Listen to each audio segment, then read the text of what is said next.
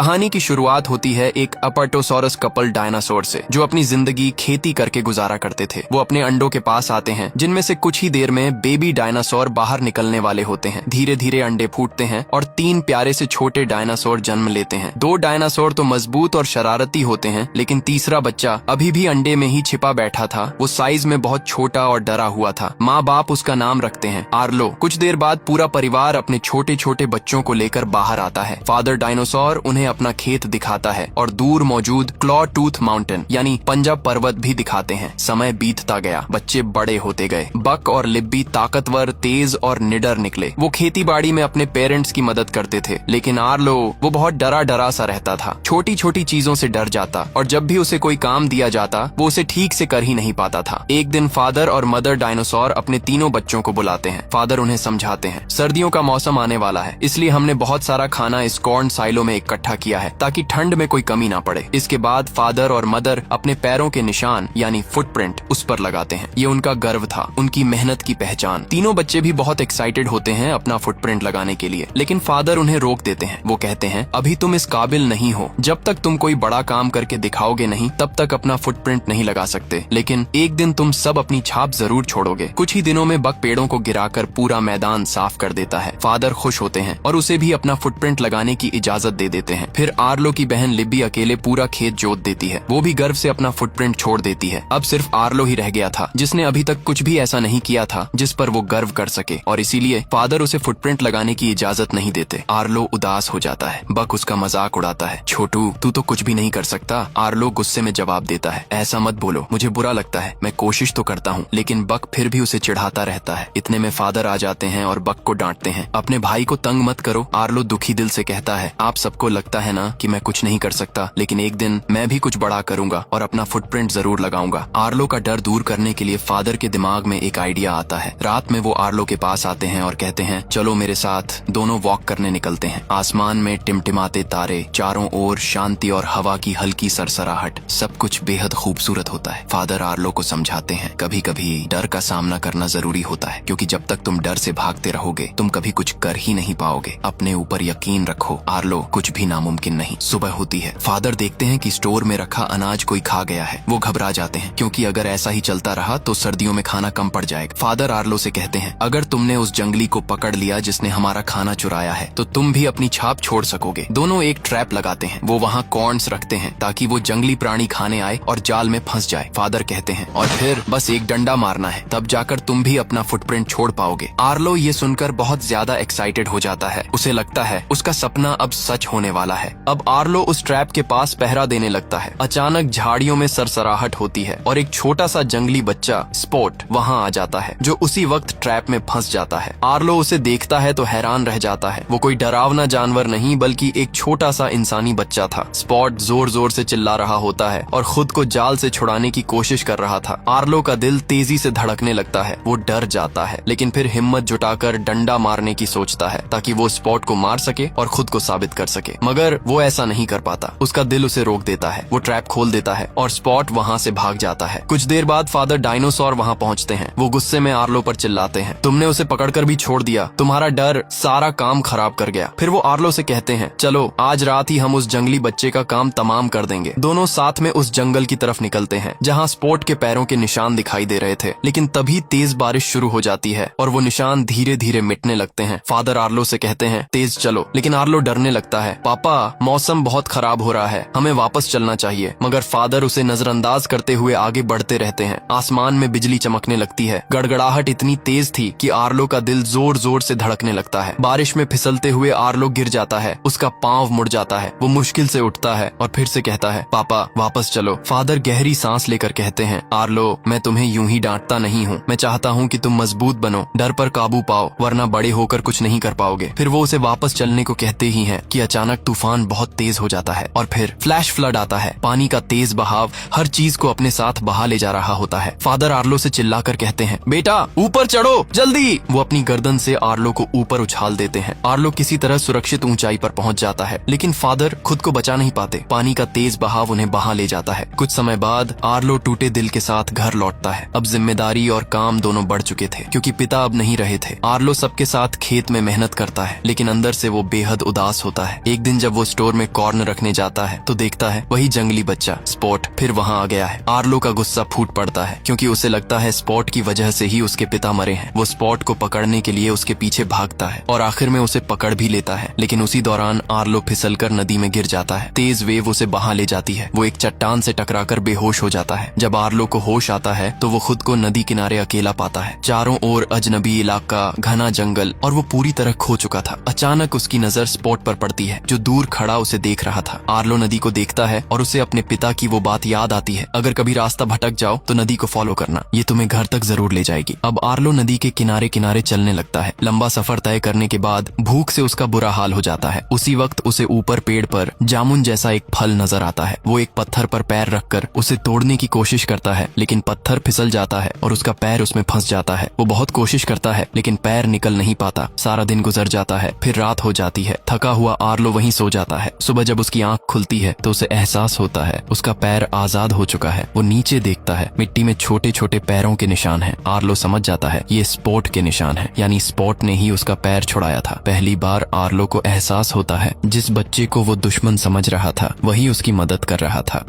Arlo हिम्मत जुटाकर उठता है। अब वो डरने के बजाय कुछ करने का फैसला करता है। वो आसपास की लकड़ियां इकट्ठा करता है और अपने लिए एक छोटा सा घर बनाने लगता है। धीरे धीरे उसे थोड़ा सुकून मिलने लगता है। तभी स्पॉट दोबारा वहां आ जाता है। इस बार वो आर्लो के लिए एक लिजर्ड लाता है क्योंकि उसे पता था कि आर्लो को भूख लगी है, लेकिन आर्लो पीछे हट जाता है और घबराकर कहता है दूर करो इसे। वो शाकाहारी था और ऐसी चीजें खाना उसके बस की बात नहीं थी। स्पॉट कुछ देर सोचता है और फिर वो एक बहुत बड़ा कीड़ा पकड़ कर लाता है। वो अपने दांतों से उसका सिर अलग करता है और आर्लो की तरफ बढ़ाकर इशारा करता है खा लो। आर्लो घिन और डर से पीछे हट जाता है। स्पॉट को अब समझ आ जाता है कि आर्लो क्या खाता है। वो तुरंत जाकर वो बेरीज लाता है, वही फल जो आर्लो ने पहले देखा था। आर्लो भूखा था। वो बेरीज पर टूट पड़ता है। फिर वो स्पॉट से और फल मांगता है। स्पॉट उसे अपने साथ एक ऊंची जगह पर ले जाता है जहाँ एक पूरा पेड़ बेरीज से लदा हुआ था। आर्लो की आंखें चमक उठती हैं। वो तेजी से पेड़ की तरफ बढ़ता है, लेकिन स्पॉट उसे रोकने की कोशिश करता है। आर्लो नहीं रुकता और जैसे ही वो फल खाने झुकता है ऊपर से एक बड़ा सा स्नेक गिरकर उसके ऊपर आ पड़ता है। आर्लो डर से चीख उठता है। स्नेक अटैक करने ही वाला होता है कि तभी स्पॉट उस पर टूट पड़ता है। छोटा सा स्पॉट बड़े सांप को डरा भगाता है। आर्लो दंग रह जाता है। पहली बार उसे एहसास होता है कि स्पॉट सिर्फ जंगली बच्चा नहीं, एक बहादुर साथी भी है। अचानक लकड़ियों में से एक विशालकाय जानवर निकलता है जिसके सींगों पर कुछ पक्षी बैठे होते हैं। वो आर्लो से पूछता है तुम्हारे साथ ये बच्चा कौन है? आर्लो जवाब देता है इसका कोई नाम नहीं है। थोड़ा सोचने के बाद वो उसे नाम देता है स्पॉट। स्पॉट पीछे मुड़कर देखता है और हल्की सी मुस्कान देता है। उसे ये नाम अच्छा लगता है और इस तरह स्पॉट को उसका नाम मिल जाता है। आर्लो और स्पॉट की दोस्ती अब गहरी होने लगती है। दोनों साथ में नदी के किनारे किनारे आर्लो के घर की तरफ बढ़ने लगते हैं, लेकिन रास्ता आर्लो को ज्यादा समझ नहीं आता। थोड़ी देर बाद वो एक ऐसी जगह पहुंचते हैं जहां घास उगी होती है। आर्लो अपनी पूंछ को घास में हिलाता है और अचानक वहां से जुगनू निकलते हैं। सैकड़ों रोशनियां हवा में तैरने लगती हैं। स्पॉट और आर्लो दोनों उस नजारे को देखकर खिलखिलाकर हंस पड़ते हैं, लेकिन अगले ही पल आर्लो को अपने पिता की याद आ जाती है क्योंकि उसके पिता भी ऐसे ही उसे जुगनू दिखाया करते थे। आर्लो का चेहरा उदास हो जाता है। वो जमीन पर बैठता है और लकड़ियां उठाता है। वो 5 छोटी लकड़ियां जमीन में गाड़ता है और फिर सबसे बड़ी लकड़ी को गिरा देता है। यानी वो स्पॉट को अपने परिवार के बारे में बता रहा होता है। हम 5 थे लेकिन अब पापा नहीं रहे। स्पॉट कुछ देर उसे देखता है, फिर खुद भी 3 लकड़ियां जमीन में गाड़ता है। वो 2 बड़ी लकड़ियां गिरा देता है और अकेली छोटी लकड़ी को देखकर नीचे सिर झुका लेता है। इसका मतलब था उसके माता पिता भी मर चुके थे, वो भी अकेला है। आर्लो और स्पॉट एक दूसरे को गले लगाते हैं। दोनों की आंखें नम होती हैं। दोनों चुपचाप एक दूसरे का दर्द समझते हुए वहीं सो जाते हैं। अगली सुबह वो अपनी यात्रा जारी रखते हैं। मौसम अच्छा था, लेकिन अचानक आसमान में बादल छा जाते हैं। तेज हवा चलने लगती है और कुछ ही देर में तूफान आ जाता है। आर्लो डर जाता है क्योंकि ये नजारा उसे उसी रात की याद दिलाता है जिस रात उसके पिता बाढ़ में बह गए थे। फ्लैशबैक की तरह सब उसकी आंखों के सामने घूमने लगता है। वो घबरा कर भागने लगता है। आखिरकार वो एक बड़े पेड़ के नीचे जाकर छिप जाता है। स्पॉट भी उसे देखता है और समझ जाता है कि आर्लो के अंदर अब भी डर जिंदा है।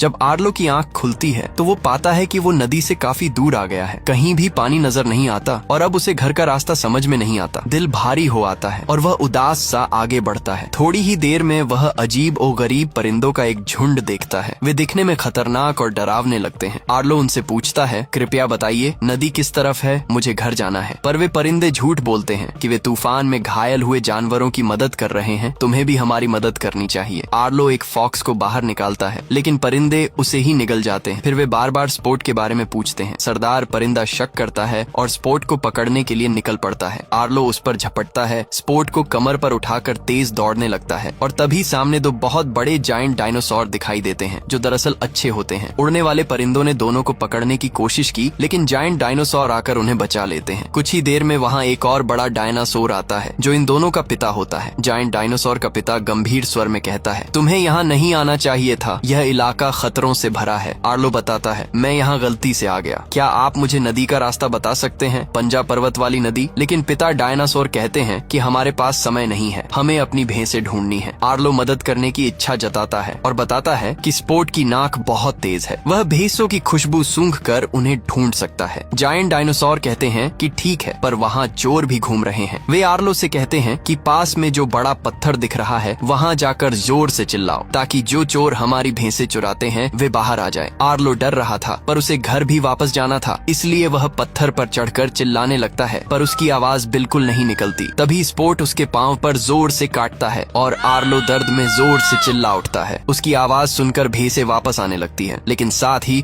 कुछ खौफनाक डायनासोर भी सामने आ खड़े होते हैं। वे असल में भैंस लुटेरे थे, वो हमला करने लगते हैं। तभी वे जायंट डायनासोर भी आ जाते हैं। लड़ते लड़ते एक भयंकर लड़ाई होती है। एक भैंस लुटेरा जायंट डायनासोर को गिरा देता है। आर्लो बिना सोचे समझे उन पर टूट पड़ता है और फाइनली चोर डरकर भाग जाते हैं। रात होते ही वे आग के चारों ओर बैठे होते हैं। आर्लो उन जायंट डायनासोर से पूछता है, आपके मुंह और पैरों पर ये निशान कैसे पड़े? जायंट डायनासोर का पिता बताता है, एक बार मगरमच्छों ने हम पर हमला किया था, मेरे मुंह को भी चोट लगी, पर मैंने हार नहीं मानी और लड़कर सबको हरा दिया। आर्लो कहता है, मेरे पिता भी बहुत ताकतवर थे, वे किसी से नहीं डरते थे। जायंट डायनासोर मुस्कुराते हुए कहते हैं, डर तो सभी को लगता है, डर तो नेचर का हिस्सा है, असल बात यह है कि तुम उसे कैसे संभालते हो। डर को अपने साथ रखो पर उसे तुम पर हावी मत होने दो। जब तुम सीख जाओगे कि दर्द और खतरे का सामना कैसे करना है, तुम खुद ब खुद मजबूत बन जाओगे। और फिर वे कहते हैं, सुबह हम दक्षिण की ओर निकलेंगे और तुम्हें तुम्हारे घर तक पहुंचा देंगे। अब आर्लो बहुत खुश है। वो और उसके दोस्त जायंट डायनासोर प्रॉमिस के मुताबिक साउथ की तरफ निकल पड़ते हैं। रास्ते में दूर क्षितिज पर वही क्लॉ टूथ माउंटेन नजर आता है। वो पहाड़ जिसके पास बहती नदी उसे सीधा उसके घर तक ले जाएगी। आर्लो की आंखों में चमक आ जाती है, उसका घर अब बहुत करीब था। जायंट डायनासोर मुस्कुराकर कहते हैं, लो बच्चों, हमने तुम्हें यहाँ तक पहुँचा दिया, इसके आगे तुम्हें खुद जाना होगा। हम अब साउथ की तरफ बढ़ते हैं, तुम्हारी यात्रा सलामत रहे। फिर स्पोर्ट को अपनी कमर पर बिठाकर क्लॉ टूथ माउंटेन की तरफ भागता है। वो और स्पोर्ट जोर जोर से चिल्लाने लगते हैं, लेकिन तभी सामने से एक अजीब सी आवाज आती है, बिल्कुल वैसी ही जैसी स्पोर्ट निकाला करता था। आर्लो और स्पोर्ट सामने देखते हैं, वहाँ एक जंगली इंसान खड़ा होता है। स्पोर्ट ध्यान से उसे देखने लगता है। आर्लो स्पोर्ट को अपनी पीठ पर बिठाकर आगे बढ़ जाता है, लेकिन अचानक वही आदमखोर परिंदे फिर से आ जाते हैं। वो स्पोर्ट को पकड़कर अपने साथ ले उड़ते हैं। आर्लो उसे छुड़ाने की बहुत कोशिश करता है, पर वो बेलों में फंस जाता है। थका टूटा और हताश आर्लो जमीन पर गिरा हुआ होता है। अचानक वो अपने फादर को अपने सामने खड़ा देखता है। फादर उसे बेलों से आजाद करते हैं। आर्लो उनकी तरफ देखता है, पापा